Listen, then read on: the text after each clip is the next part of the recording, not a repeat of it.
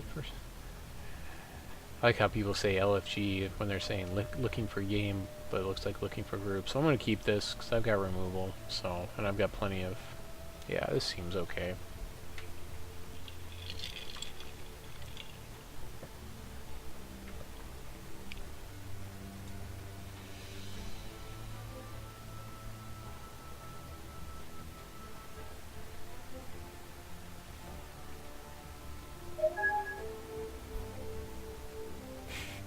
I think the funniest thing in Soul Deck's cast was like, he was all like, something like hexes for the big boys or something. It's just something silly like that.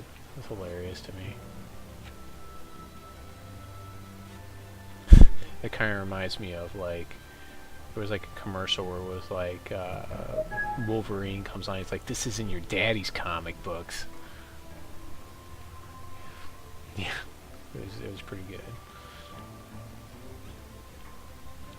No real reason to try to answer this sensei. That puts me on a 20-turn clock, which is plenty of time for me to draw some sort of ground defender or something for it. No real reason to spend dudes on that. Research Adept. I need to draw an artifact though. Maybe I should have just thrown in like Inspiration Engine into this deck.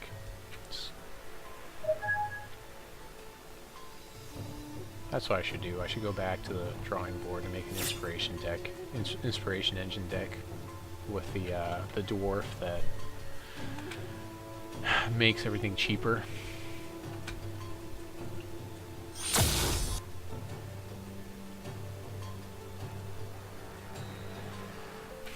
My title totally says competitive decks, and this is like not even close to being a competitive deck.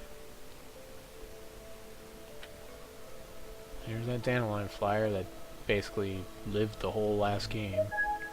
Wasn't anything I have. There's really nothing I have to answer it in the deck.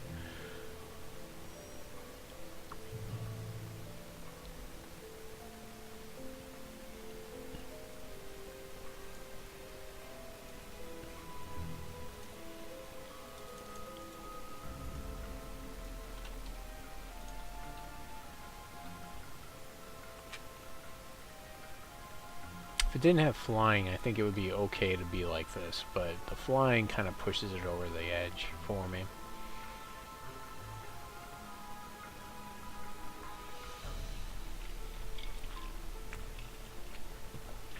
I mean, just the fact that there's so many permanent effects that are going to pump it in wild.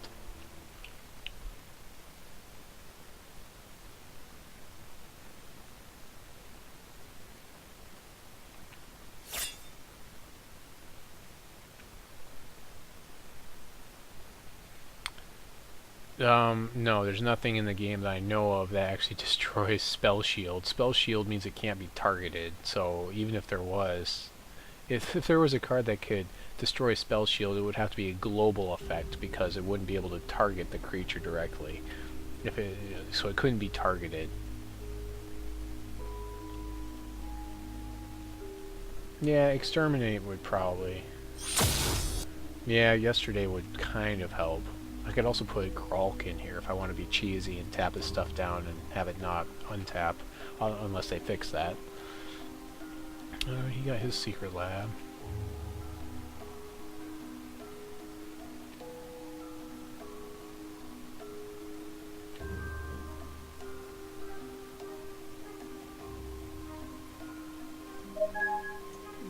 Okay, I'm drawing a card here. Plenty of card advantage here. That seems pretty good.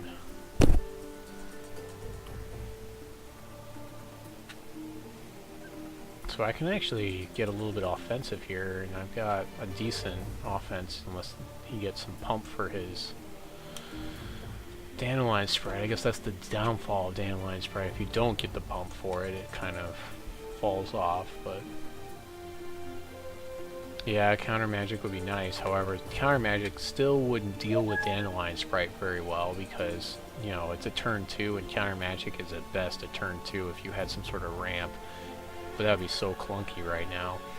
So typically your counter magic is going to be a turn 3. It's going to be a turn behind when this guy gets cast, and he'll have spell shield. Yeah, counter magic's going to make the game. It's going to change the face of the game right now, as it is.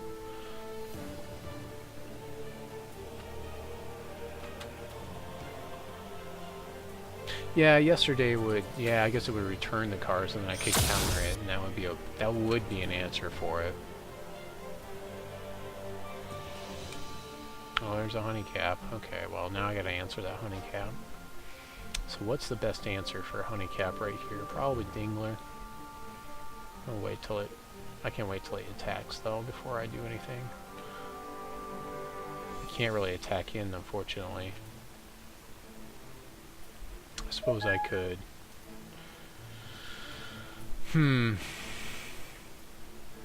So at this point, I'm going to play the Pterobot, and then I will just not let his guy untap. Unless he's got an answer for my Pterobot. No real reason to attack in here. Still on the defensive. Searching for those fists on his side of the table, obviously. He's got 5. He can actually cast a fist here, but I've got 5 answers for fist in my hand.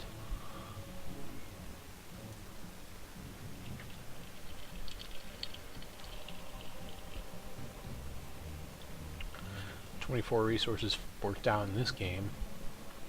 I guess that's the other big thing about playing Hearthstone. It's not best of 3.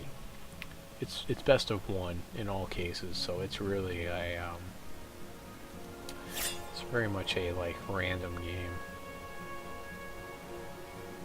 There's no sideboard. Yep, I'm gonna take 5 from the honey cap here.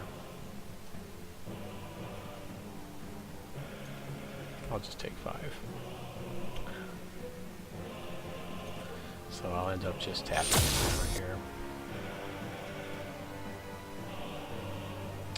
And there's Fist. And we do have a response for Fist, so that's good.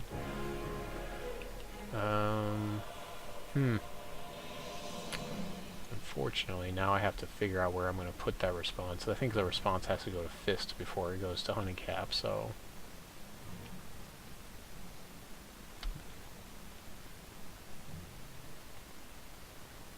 Still on the defensive. I can't really attack him with my Pterobot. Play our resource here. So yeah, we'll just wait to respond to Fist attacking.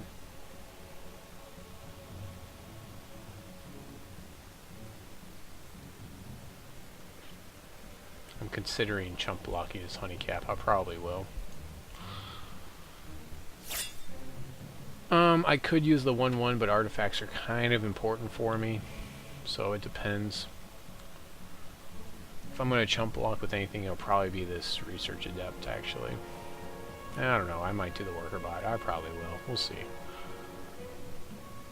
I've done that before, and then like Pterobot's going to get more expensive, for instance, and that's not a great place to be. Although I do have plenty of resources to play it. He's running out of cards. Hopefully he won't play another Fist here.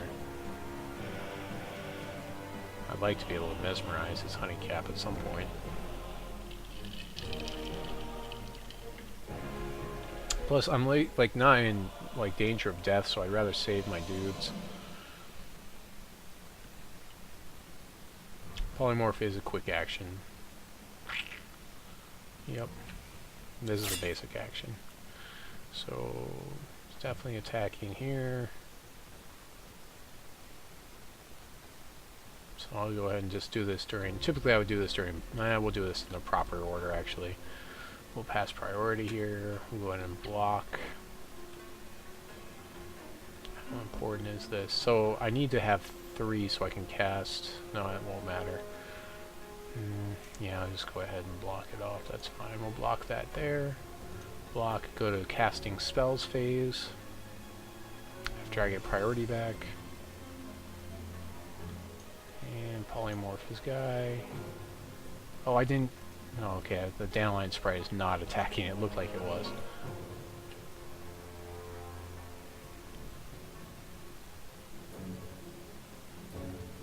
Yep.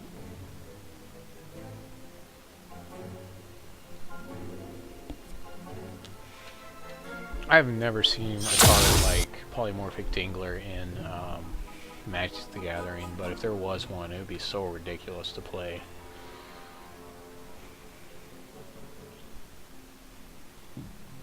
So he's gonna buff his Honeycap some more, maybe? Or that Dandelion Sprite, of course.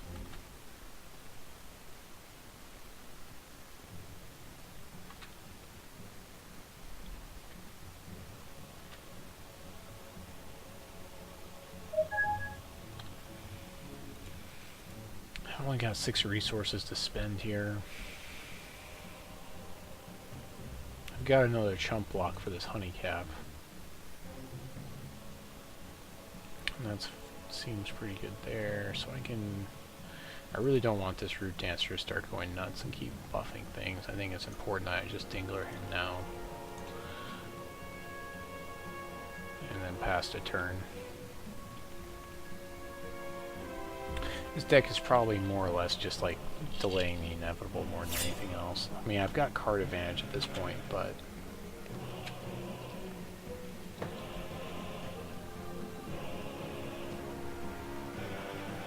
Stasis was a little bit annoying to play against, though. See, there are cards that produce what is called a negative play experience, and Stasis is one of those cards that creates a negative play experience.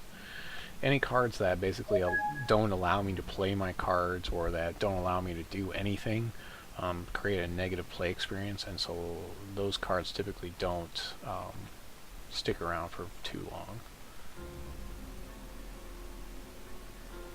Runeblade buffs are supposed to disappear. Rune Dancer?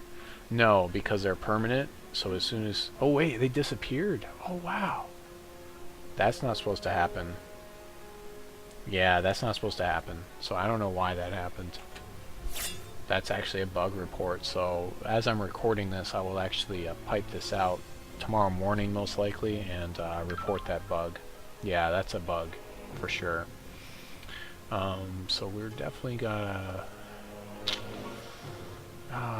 yeah, I think I have to block this guy. Yeah, good catch there, viewers, for seeing that. As I'm looking around, not really doing anything. Just kind of sitting here.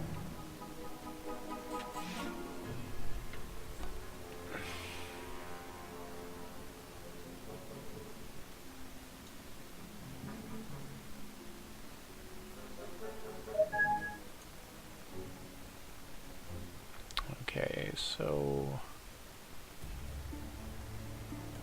here's where I mesmerize this guy in my main phase, because that's a basic action. So now he'll never untap.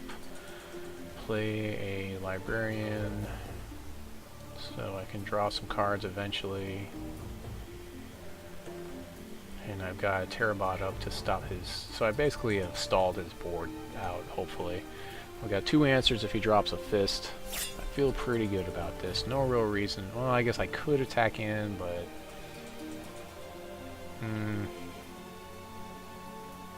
I think I prefer not to. I don't want to take any more damage, really. So I'm just going to sit. I've got another, once I get this guy in play, then I can start attacking again.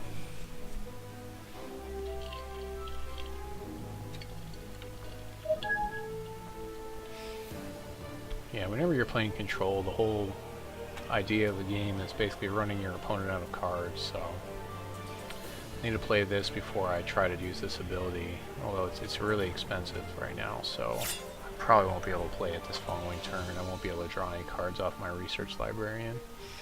The other thing about playing against the mono Fist deck is that they are very, it's non-interactive. And when we say non-interactive, that just simply means that the deck itself doesn't have a lot of things to target my dudes. So this seems like really good for me right now. I'm going to go ahead and play my Pterobot. which is fine. I could have played that in my second main phase, really.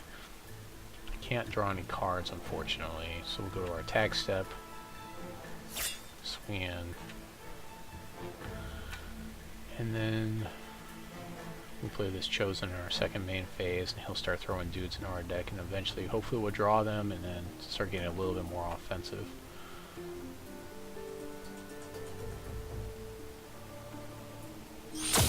The other thing is that most of the stuff in his deck doesn't have haste, so I have a turn on most of his stuff to respond to it, so I don't have to worry about like running myself out of resources, you know, in order to like Mesmerize or like Dingler or something. I can wait for him to play it because he doesn't have haste on most of his stuff. In the same vein, don't the cards allow another turn to create some negative impact, yet they can continue to be printed in a lot of CCGs, and they're always hated the most. Right, there's always going to be cards that push the limits, as far as you're talking about G11D, that create negative play experiences, but the biggest ones, I think, for most players are, first and foremost, cards that don't allow me to play the game. So like Counterspell, 2 blue Counterspell in particular, is one of those cards that has a negative play experience from a design standpoint, because for 2 blue mana, you can say no to every card in the game, and so that's why we started seeing cards that said cannot be countered, especially in Wild, because Wild was the one where like you play the biggest creatures, you spend all these resources, and for 2 blue mana, or 3 typically nowadays, your opponent can just say no to it, and that's kind of a negative play experience. Other cards that lock up the game, like what we were just talking about, I have to play this resource. I can't hold on to it because I need to be able to play my Ancestor's Chosen. Other cards that create negative play experiences would be like, what do you call it? Like what we just talked about, Stasis, which doesn't allow us to really untap any resources, and because we can't untap resources, we can't really do anything. Yeah, at this point, he doesn't have a lot that can interact with me, and so by drawing this card, he has no removal for it. So as long as I can play this card, then I should be fine. Right. Yeah, I remember playing against something that was close to a Stasis deck. It was a card that, it was an artifact. It said as long as it was untapped, neither player got an untapped step. So what my opponent did was he played a bunch of fish or a bunch of mermaids. I don't remember what the artifact was called. It was a cheap artifact, maybe 2 or 3, and he would basically tap his own artifact during his opening phase. Oh no. No. I see your